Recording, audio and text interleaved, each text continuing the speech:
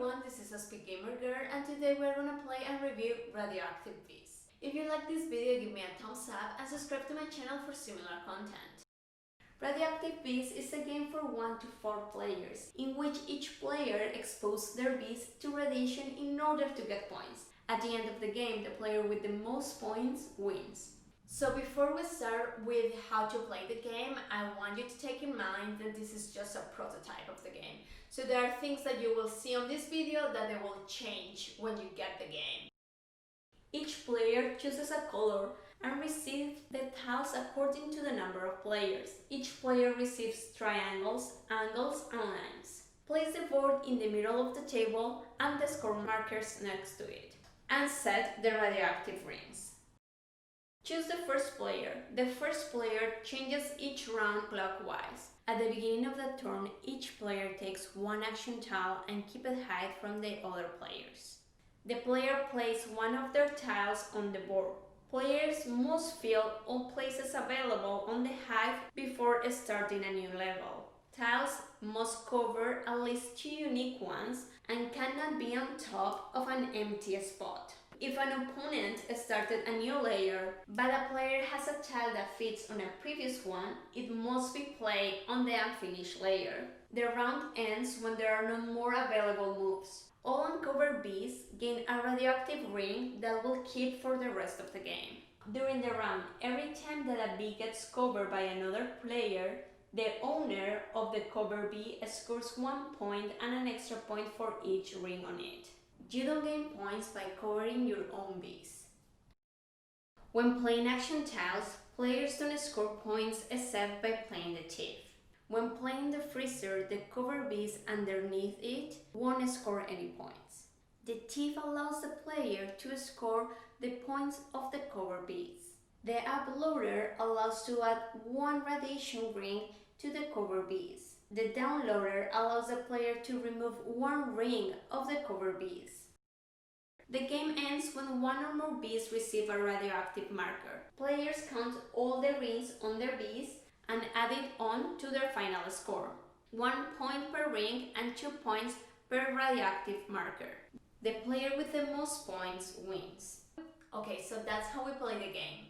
I really enjoyed this game. It's like a combination of Hive, Azul and Blokus. So if you like any of those games, for sure you're gonna enjoy Radioactive Bees. One of the things that I like the most is how they incorporate levels on this style game.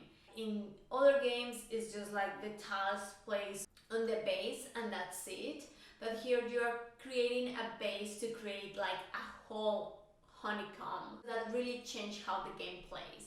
So I think that is really positive that they were able to do this and go to a whole new level for us to play in levels. The solo mode is really different from the multiplayer. So on the solo mode, we don't gain points, we lose points. And if you get to 0, well, you lose the game. I think this is like a really good highlight of this game as a solo player, works really well. So when you start playing the game, you see the game, you feel that it's like, oh, this is a simple game and just have to place the tiles. Actually, it start getting really tricky because then you have these empty spots on the previous levels, so they have to start like getting smaller and smaller. And if you are able to play it properly, then your bees are going to be protected and then they are going to get the radioactive rings. But at the same time, you want other players to cover some of your bees in order to get a little bit of points, so at the end you don't totally depend on how many rings do you have, which is nice because you have to balance between both in order to be able to win the game. Another thing I really noticed is that you start playing their tiles, right? And you start with the tiles and then you think like, well, I have more tiles, I will reserve this one for the very last move.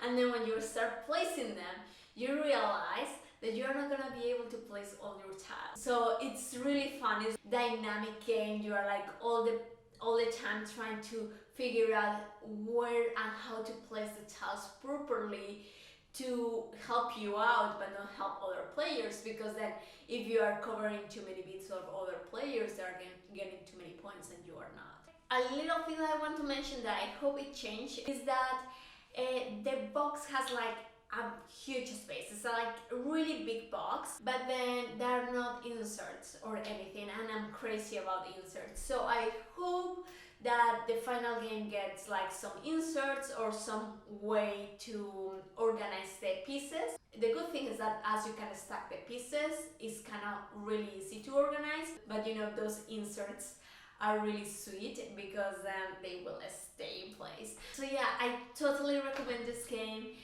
I had so much fun with it. The three words that I will use to describe the game will be like a strategic Tetris puzzle. So this game will be available on Kickstarter soon. On the description of this video you will be able to see all the details of the game. And that's it. I hope you enjoy it.